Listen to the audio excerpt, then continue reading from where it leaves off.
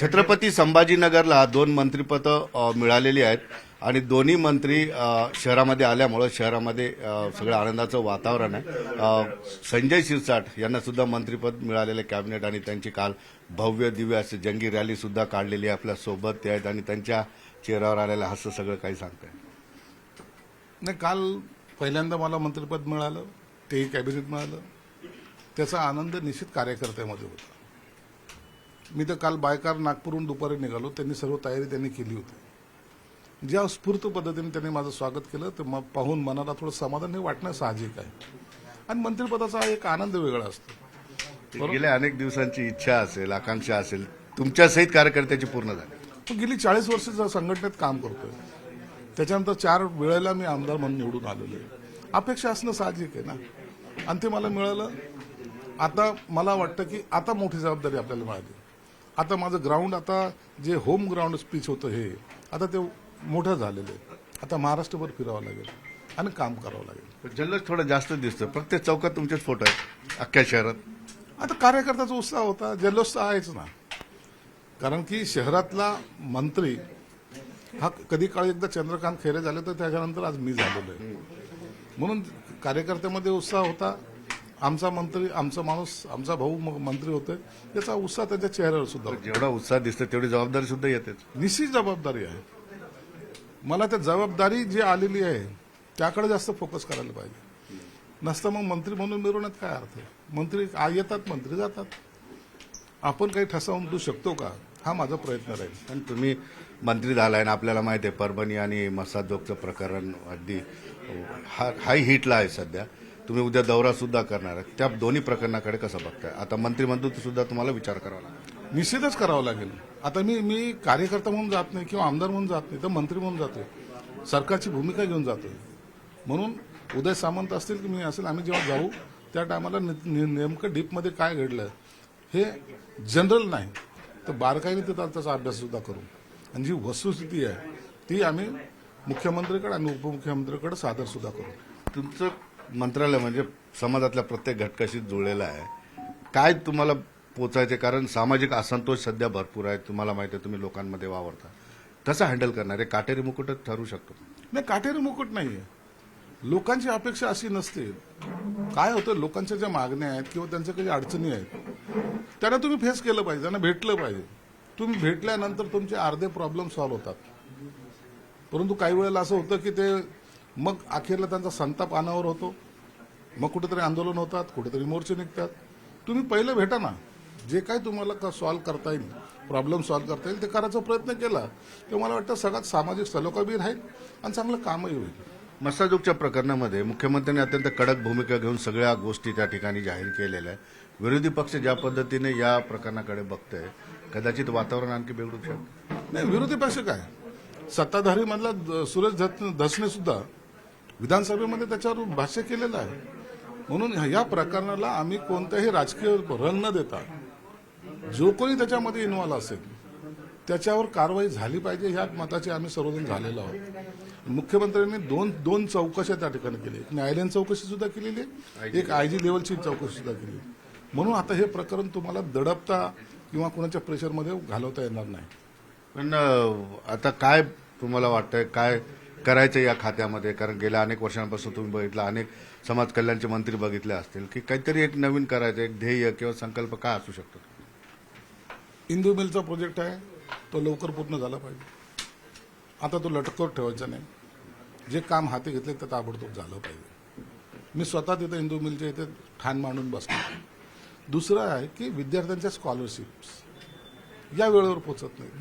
काही विद्यार्थ्यांना परदेशी शिकायला जायचं, त्यांचे फॉर्मॅलिटीज एवढ्या करतात ना हे लोक की त्या विद्यार्थ्याचं वर्ष वाया जातं. हे झालं नाही पाहिजे. तुम्हाला जर द्यायचंच आहे ना तर मनसोक्तपणे खुल्या मनाने द्या आणि अडचणी आणू नका.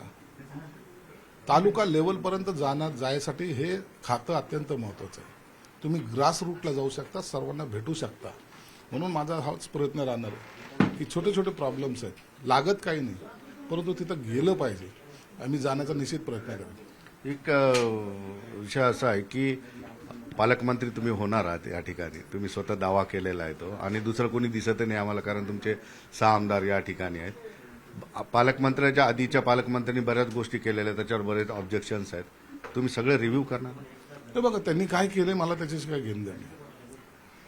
परंतु कोणतं चुकीचं असेल तर त्याला मला सेट राईट करणं गरजेचं आहे. पालकमंत्री म्हणजे तुम्ही ह्या जिल्ह्याचे तुम्ही काय सर्व नाहीत. तुम्हाला काम करण्याची एक संधी आहे, काम करून घेण्याची एक संधी आहे. सल्यूट मारण्यासाठी पालकमंत्री पद नसतं, हे समजून घेतलं पाहिजे ना. सगळीकडे समसमान निधीचं वाटप करणे, असलेल्या अडचणी सोडवणे, आणि पालकमंत्री हा त्या जिल्ह्याचा मुख्यमंत्रीच असतो. निधी किती आणता येईल पाहिलं पाहिजे, या शहराची डेव्हलपमेंट कशी होईल ते पाहिलं पाहिजे, प्रत्येक गोष्टीमध्ये इन्व्हॉल्व्ह झालं पाहिजे.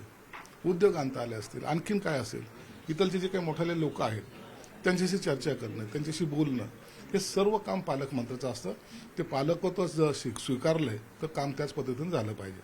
पक्षातले अनेक इच्छुक होते, काही मोजक्या लोकांना मिळालेलं आहे, काही नाराजी आहे. काही लोक नाराज असतात, निश्चितच आहे. मी नाराज होतो गेल्या वेळेला. आज माझा नंबर लागला होता, त्यांचा नंबर लागेल, म्हणून नाराजगी काही दिवसापर्यंत चालेल. पण शिंदे साहेब सर्वांना न्याय देतील एवढं मात्र निश्चित आहे. पण तुम्ही नाराज होता, तुम्ही दुसरे खाते तुम्हाला पण पाहिजे होतं अशी चर्चा आहे, समाज कल्याण मिळालं. हे बघा, प्रत्येकाला मोठमोठालेच खाते पाहिजे असतात. मोठमोठाले खाते काय असतात, काही लोक त्याला मलाईदार खातं म्हणतात. असं नसलं पाहिजे ना. कोणतंही खातं असलं तर त्याचं काम करण्याची तुमची कॅपॅसिटी असली पाहिजे, आणि मला वाटतं ही कॅपॅसिटी मी सिद्ध करण्याचा प्रयत्न करेल. शेवटचा प्रश्न विचारतो. मुख्यमंत्री हे कॉमन मॅन म्हणून पॉप्युलर झाले, त्यांच्या चेहऱ्यावर लोकांनी बऱ्यापैकी मतदान दिलं. तुम्हाला कॉमन मॅन म्हणूनच काम करावं लागेल, लोकांमध्ये जाऊन काम करावं लागेल? लोकांमध्येच जाऊनच काम करावं लागेल. मंत्रिपदाची झोल ही कधीही उतरू शकते. तुम्ही कॉमन मॅन म्हणून काम केलं तर तुमची इमेज कायमस्वरूपी तशी राहते. नागपूरला जेव्हा मी या अधिवेशनामध्ये मी कुठे जेवलो नाही, मी महिला बचत गटाच्या स्टॉलमध्ये जाऊनच जेवत होतो. ही कॉमन मॅनची भूमिका आहे. प्रॅक्टिस सुरू केली. प्रॅक्टिस सुरू करायला पाहिजे. ते जे आहे ते ओरिजिनल राहिलं पाहिजे. मान वाढला म्हणून लगेच तुमचे स्टँडर्ड वाढलं, तुम्ही 5 स्टार झाला. जर 5 स्टार संस्कृती तुम्ही जर अपनवली तर कॉमन मॅन हा तुम्हाला मग त्यांच्यापासून दूर काढतो. तुम्ही म्हटलं की मंत्रिपदाची झूल कधी खाली होऊ शकते. 2.5 वर्षाचं खरंच आहे हे का उगा चर्चा आहे बाहेर? 2.5 वर्षाचे मंत्रिपद काम नाही केलं तर खाली येऊ शकते, एवढं मात्र निश्चित आहे. पण सगळ्या मंत्र्यांचं रेकॉर्ड कार्ड स्वतः मुख्यमंत्री 3-3 महिन्याला तपासणार, हे सुद्धा खरं आहे. निश्चित तपासणार आहेत. आता त्यांच्यावर जास्त जबाबदारी आहे. पक्ष वाढवणे आहे, असलेल्या मंत्र्याकडून काम करून घेणे आहे. येणाऱ्या जिल्हा परिषद आहेत, महानगरपालिका आहेत, त्यांच्यावर फोकस करणे. म्हणून प्रत्येक मंत्री हा ऍक्टिव्ह असला पाहिजे. हे त्यांचं जर स्वप्न असेल तर ते आम्ही पूर्ण करण्याचं काम आम्ही केलं पाहिजे. एक फार कॉमन प्रश्न विचारतो जाता जाता तुम्हाला, तुमच्या स्टाईलने त्याचं उत्तर द्या. तुम्ही आज घरी निघालात, एक मंत्री म्हणून निघालात, तुमच्यासोबत एक वेगळा ताफा होता. आज काय वाटली भावना? तुमच्या घरातल्या रस्त्यावर रोज तुम्ही फिरणारे, तिथं मोटरसायकलवर फिरलात, तिथं सायकलवर फिरलात, आज तुम्ही एवढा मोठा ताफा घेऊन इथपर्यंत आलाय. मला याचा एवढा आनंद झालेला आहे की खऱ्या अर्थाने आयुष्यात 40 वर्ष जी घालवली ना, त्याची अचिव्हमेंट म्हणून जे आज मला मंत्रिपद मिळाले. 2 पोलिसाच्या गाड्या मागे आहेत. त्याच पोलिसच्या गाड्या कधीतरी मला शोधत होत्या वॉन्टेड म्हणून, परंतु तेच पोलीस माझ्या संरक्षणासाठी आहेत आणि एक जबाबदारी दिली त्यांनी. मी हे सर्व पाहतो ना जेव्हा, तर मला मनाला सुद्धा आणखीन वाटत नाही की मी मंत्री झालोय. अरे खरंच आपण मंत्री आहे का? स्वतःला चिमटा घेऊशी वाटतो कधी कधी. निश्चितपणे बघितलं, आणि हे वाटणं साहजिक आहे, कारण गेल्या अनेक वर्षांपासून राजकीय आयुष्यामध्ये आहेत, संघर्ष आहेत. आणि त्यांनी महत्वाचं सांगितलं की जे पोलीस मला वॉन्टेड म्हणून शोधत होते अटक करायला, त्याच पोलिसांच्या मागं पुढे गाड्या. निश्चित अभिमानाची गोष्ट आहे. मात्र हा अभिमान बाजूला ठेवून काम करावं लागेल, कारण मुख्यमंत्री एकनाथ शिंदे यांची कॉमन मॅन म्हणून लोकांमध्ये प्रतिमा आहे.